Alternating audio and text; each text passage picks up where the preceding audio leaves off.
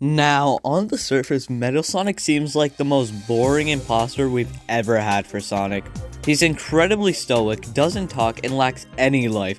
But what if I told you those were all actually good things? And while Metal Sonic isn't really anything special these days, he still has the potential to be one of the best Sonic villains ever. And for that potential alone, he is my favorite Sonic character actually. With that being said, hopefully I'll be able to prove to you that Metal is not just the villain of the week, and why he is Eggman's greatest creation ever. And hopefully, someday we can even have Metal Sonic be more interesting than ever before. Let's start with Metal Sonic's debut. That being the video game Sonic CD. Now, obviously, considering this was just the 90s, there isn't a whole lot to go off on here. He kidnaps Amy, races Sonic, and then straight up dies. But this game does establish Metal Sonic's motivations as a character, and how powerful he really is. According to the Japanese manual of the game, Metal Sonic is described to have the exact same abilities as Sonic, with one exception. He's faster than Sonic. Yes, that's right. The manual describes Metal Sonic as faster than Sonic. Not only that, but he can go faster than Sonic in an instant. But that's not the only thing the manual says, because we know we need to talk about Metal Sonic's motivations. And the manual describes his motivations to be aligned with Eggman's intentions. He regards Sonic as an enemy. This leaves a lot of room for interpretation with how vague the sentence is, but the way I interpret it is that Metal Sonic's motivations happen to be the same as Eggman, which is likely due to him being programmed to hate Sonic. It's why he was created in the first place. His entire reason and purpose in life is to take down Sonic. This also means that on top of defeating Sonic, he wants life on Earth to be eradicated. He wants everything to go to technology and robots, and since this is the classic game, he likely wants the environment around him to be destroyed. What's interesting though is that Metal Sonic did used to mimic expressions that Sonic makes. Now, this can sort of suggest that Metal Sonic was mocking Sonic. This of course shows a more playful side to him that the IDW comics actually did show a little bit during his time as Neo Metal Sonic, which I think contrasts a lot more to his more cold, stoic, and overall aggressiveness. He's almost the exact opposite of Sonic, which is strange because he was made to be just like him. Yet, Metal Sonic acts completely different as Sonic. What's going on with that?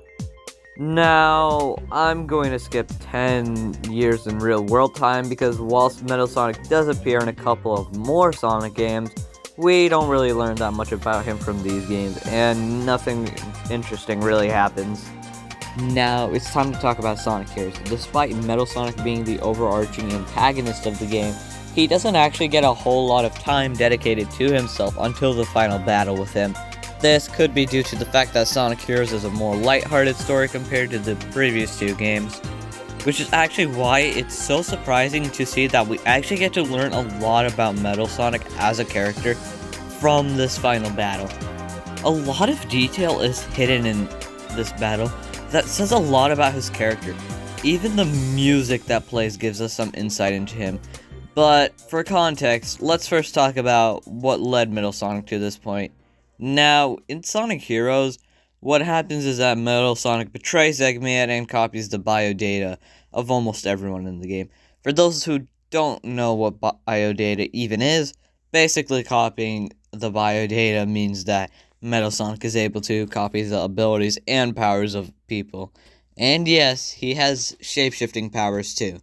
One very long transformation sequence later, and we arrive here, in time for him to finish Sonic, and now we see him say,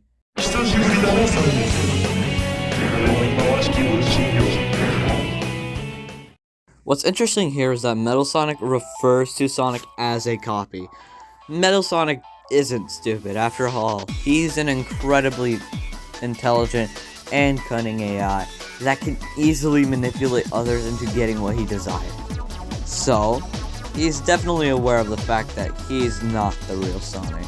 He's not actually Sonic himself. But that's sort of a problem because if your entire purpose for existing is to defeat someone, to be like them, and it turns out you're not like them at all, and you can't seem to defeat them, well, what do you do?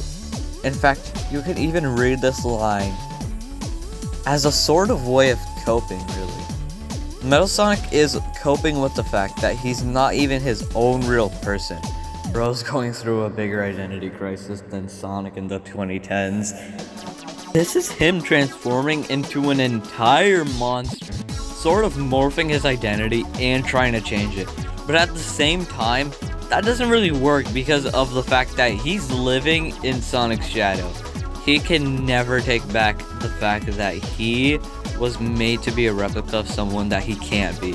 Metal Sonic has no identity, yet at the same time, he couldn't be more different from Sonic. And thus, we never see Metal Sonic speak again. This dude is on me. Well, actually, we do see him speak in the IDW comics when he transforms back into Neo Metal Sonic. And in fact, this explains that his rebelliousness was programmed out of him. And this is Eggman sort of balancing things out. Eggman made many of his robots able to be self-aware and have emotions, with Metal Sonic being no exception, which I've always found odd. You could say, oh, it's just an excuse for story stuff to happen, but I find that pretty boring, and I'm sure you do too. Maybe Eggman realizes that emotions are kind of important. Emotions are a key part of people, robots are not, and it actually does more good than it does harm. But after Heroes, maybe he realized that he has to tone it down. This isn't exactly the first time that his own creations have betrayed him, after all. So he has chained down Metal Sonic and most future robots. The only robot he hasn't chained down is Sage. And Sage is more complicated than that. He seems to be on Eggman's side, and I heavily suspect that's by design. If anything, she's probably grown to appreciate Eggman more. People like Orbot and Cubot are stupid, but that's the entire point. I'd imagine that Eggman made them for fun. And that's my whole idea. Metal Sonic is stuck on chains right now. And the IDW comics do explore this, as well as Sonic's morality and stance on the whole situation. Speaking of which, the lyrics of What I'm Made Of actually share Sonic's stance on what's going on with Metal Sonic and what he thinks of Metal Sonic right now. I don't care what you're thinking as you turn to me, 'cause what I have in my 2 hands is enough to set me free. This gives us some insight into the fact that Sonic doesn't actually care about what Metal Sonic is going through right now, which I've always found so intriguing. This also explains why Sonic doesn't really respond to some of the stuff Metal says during his fight. And I can assume that Tails and Knuckles both think similarly, as they don't really say much either during this fight. The most we get out of Sonic is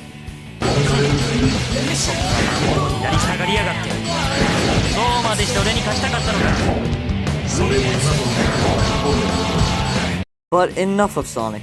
If I started analyzing Sonic as a character, then this video would be like 3 hours long.